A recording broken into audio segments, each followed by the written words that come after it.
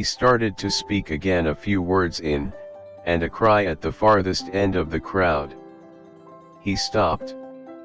Then it came. It was the call of the name he did not want to hear. No, not at that time. Buddha is here. Everybody run.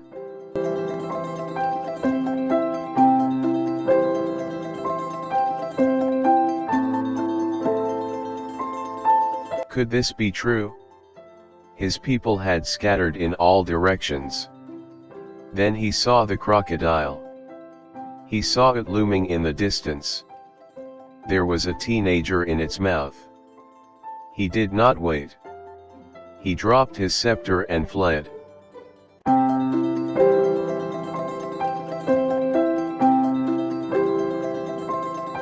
After that day, the message changed.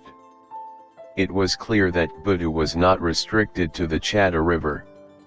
It wanted to live in the whole of Ogwul. No one was safe anywhere. Buddha had a large appetite too. They had to take off whenever they spotted the crocodile, or hear as little as a cry that he was around.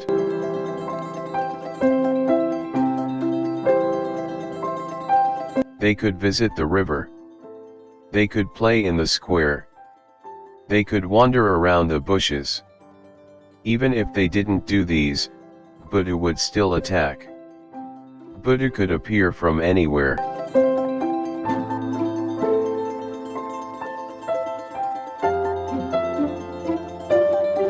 Everyone was to be vigilant. No one knew where death was waiting to eat him. It could even come to meet him in his house.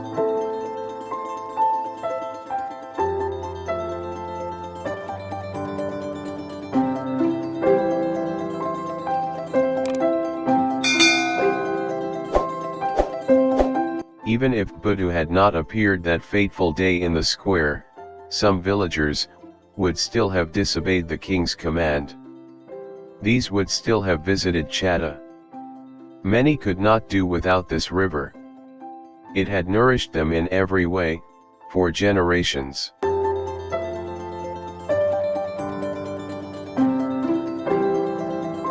Chief amongst these would be those who lived close to it. They depended on the river for everything. Some claimed that the river whispered sweet nothings to them any time they looked on it.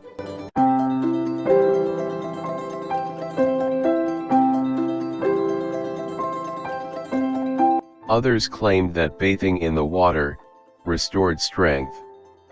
There would always be people who would disobey the command, even if there were 300 crocodiles in there. There was another problem too. The closest substitute to Chata was far away. It was brown with dirt too.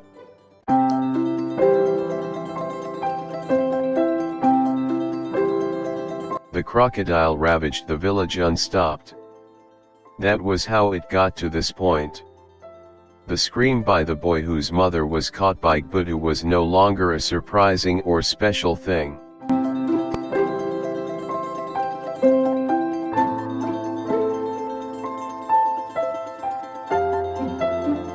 Yet, it was shocking to Anaga. She sat in the forest, away from the grazing goats, in deep thoughts. It would be painful, for a child, to watch his mother taken by the animal.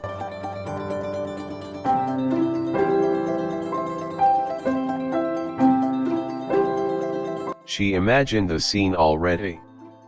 She felt hurt. She stood up. She left the goats.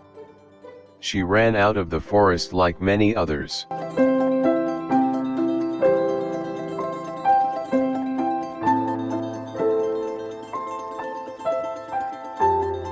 A large crowd burst by the river in seconds, whenever a cry came.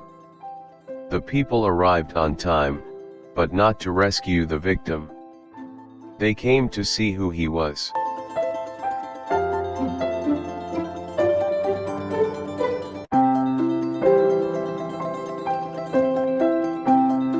They came to watch the evil of the long animal. They gazed, knowing that it would be too much for a crocodile that had food in its mouth to turn around and chase them.